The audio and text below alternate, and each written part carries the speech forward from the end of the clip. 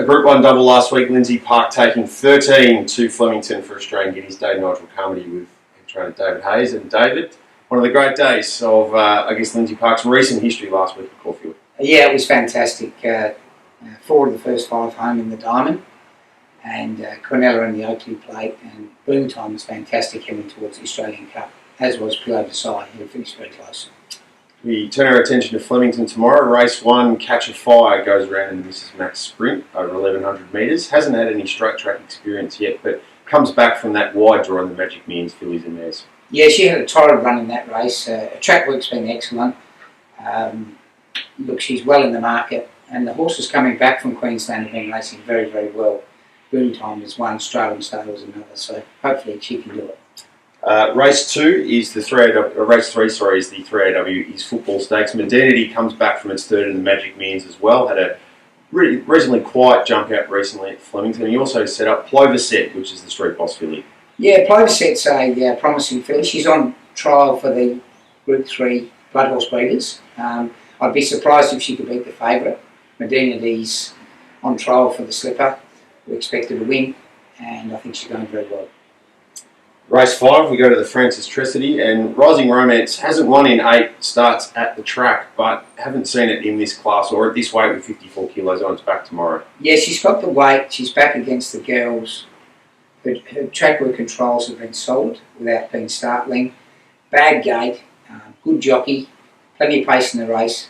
We might just let her relax early and charge home and reset her. She's sort of lost her way a bit last preparation, but she did run second first up to Blackheart Bar. She'll appreciate looking up and not seeing him. Race 6 is the Tab Rewards Stakes, and he or she comes back fresh off its Perth campaign, and also Grand Rosso, which is going through this amazing campaign across both sides of the 2016-2017 racing season. Track and distance winner at the Chester Manifold here at Flemington, 3 starts back. Been up a long time, but looking at him you wouldn't think it. Looks fantastic. Failed at the mile the other day, took the speed out of his legs. But I really feel he could bounce back. He's a solid horse. Been up a long time, but going well. And he or she's just kicking off his prep. He's building up to his title defence of the Blamey, and he'll sprint well fresh. The horses from Perth, like Queensland, have come out very well. Last week was Shilladell, Terra Vista was the week before, and Malaguera the week before that. So Perth form's converted well here. 6 in the Blue Diamond last week and 4 in the Australian Guineas tomorrow. Race 7 starts with Seabird with the blinkers on for Mark Zara, Snitson for Andrew Mellion, drawn barrier 5, and then the 2 fillies, Harlow Gold in barrier 7 for Regan Bales and Furyk in barrier 14 for Corey Parrish as well. Let's start with the Seabird, 10th in the CS Hayes. Second up, it's only go at this distance, and track, of course, was the Cantala back in the spring against the open age horses.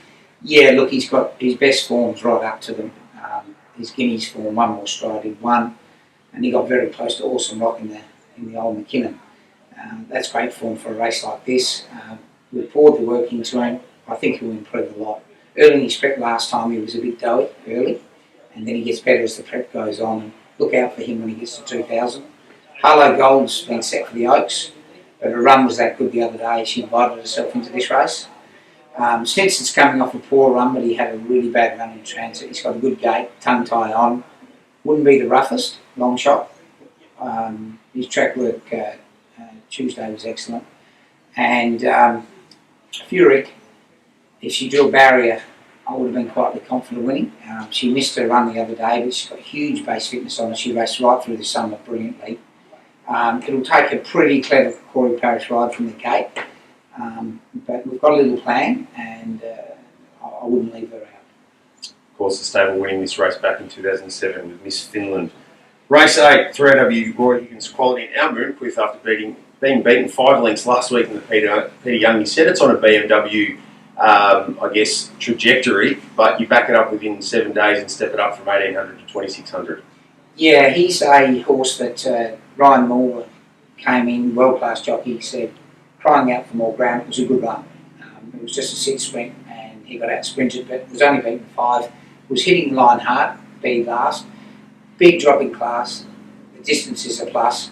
Got his share of weight, but this should peak him for the BMW.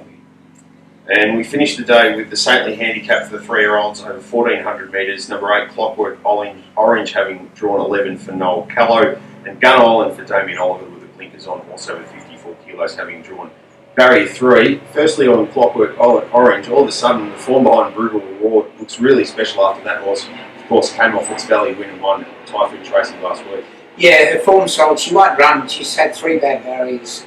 She's not totally tractable from the wide gate, so we're going to wait and run her the week after in 1100 metre race. And the stablemate, Gun Island, good gate, had a bad gate, made a nice run at them the other day. Has to step up a bit, but we've always had a little opinion of him. He'll be big odds, but it was a good run at Seymour. He learned up to win. And just quickly looking interstate, 2 runners in Adelaide tomorrow. Jake Duffy to ride both of those. Prepare to win in the Cinderella Stakes, and also Bargill in the last there. Yeah, Prepare to Win, hoping to get the black type. She ran in a hot race at Flemington, wasn't disgraced, ran 5th. She's in good form. And Bargill, bad gate, need a real Jake Duffy pearl up, but we're riding cold and producing late. But I think he's been crying out for 1800. And lastly, Murakib nominated for the Todman in Sydney on a heavy track tomorrow. We're not sure if that meeting goes ahead. Or the Black Opal in Canberra Sunday. Where does he head to? Yeah, we'll be chasing the jewellery in Canberra. It might be one of the better Black Opals with the horses that the jewel nominated. Hard to assess the race, but I know he's very good. If he can win it, he'll be slipper bound. If he can go close, he'll probably be size bound. So he's in for exciting prep. I'll be watching him. He's a very good horse. Mark Zara to ride on Sunday. Best at headquarters tomorrow? I'd stick with Medina D to launch her Golden Slipper preparation. Very confident. Well, let's hope that the role continues for Lindsay Park. Join us next week for more of a look at Super Saturday on Lindsay Park's online and social channels.